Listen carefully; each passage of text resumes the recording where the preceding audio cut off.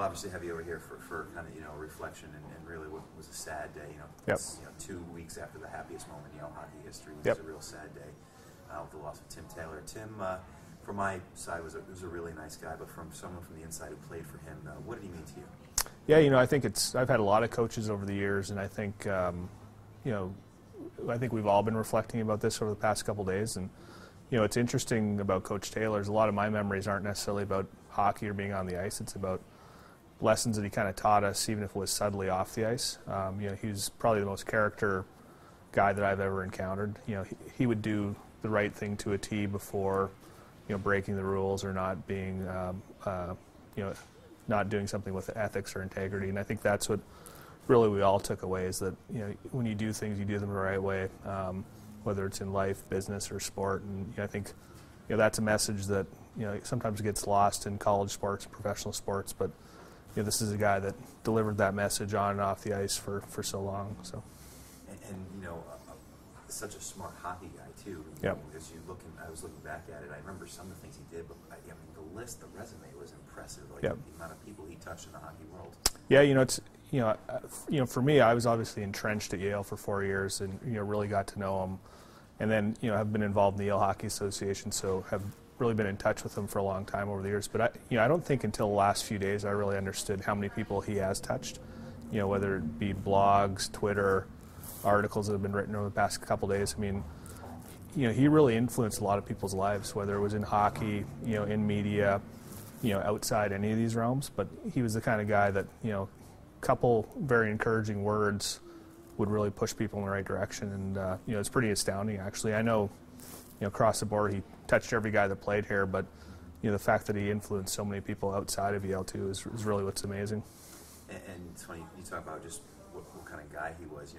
At first glance, looking at him, looking on the bench, very stoic, that Yep. icy stare, but deep down inside, there's a different guy there, huh? Yeah, I think he obviously is a very stoic guy, very, very competitive, very fiery, but has I think a really great and subtle sense of humor that people didn't sort of always get right away. But it was sort of the little comments that he would make that I think would really kind of resonate with you and would make you think a little bit. But that's sort of the nature of it. The guy's a English major from Harvard, right? He's not a ha-ha kind of guy, but he was really kind of caring, thoughtful, and actually very funny individual. Yeah, that was always a funny thing too, that the whole Harvard connection, a Harvard guy coming to Yale and Yeah. having so much success as players. Did that ever come up in conversation with you guys and the coach? Not really, I mean, obviously he played at Harvard and coached there for a little bit, but he was really dedicated to our program and our success. So for him, and I think the one big thing, my senior year, we won in Harvard for the first time in something like 20 years, and I think to him that was actually a really big deal. Going back to Harvard and finally kind of getting that victory that had taken him a long time to get. Mm-hmm. So, when was the last time you had spoken to him? We had a barbecue with him last summer. Myself and two of my colleagues, Keith McCullough and Bob Brook, both really good Yale hockey players. And it's funny, I actually got a note from him about a year ago. He was traveling with the World Junior team in Alberta, and I'm from a little town in Alberta, and it's 1,000 people in the middle of nowhere, and somewhere along the line, Coach Taylor found a pamphlet from my hometown. They're trying to advertise to get people to come there to visit and play golf or whatever. And he basically said in the note that Jonesy, I didn't realize that Bassano was such a resort destination. How did you ever leave? Tim Taylor. And that was kind of the kind of thing, like the fact that he would take the time to think about me, write the note when he's in the middle of trying to put together this World Junior hockey team. I have that story, but I think so many people have that story, and that's the thing. He just cared about people, a great deal. So I remember we did a story with him and Murray Murdoch at the time. Yeah. And I remember the seat behind the bench there with Murray, and that was a way to honor Murray. And what do you think the proper way would be for Yale to honor Tim Taylor? I, on some extent, would probably leave that up to his wife and his family. I think, as we know, his transition from Yale didn't sit that well with him.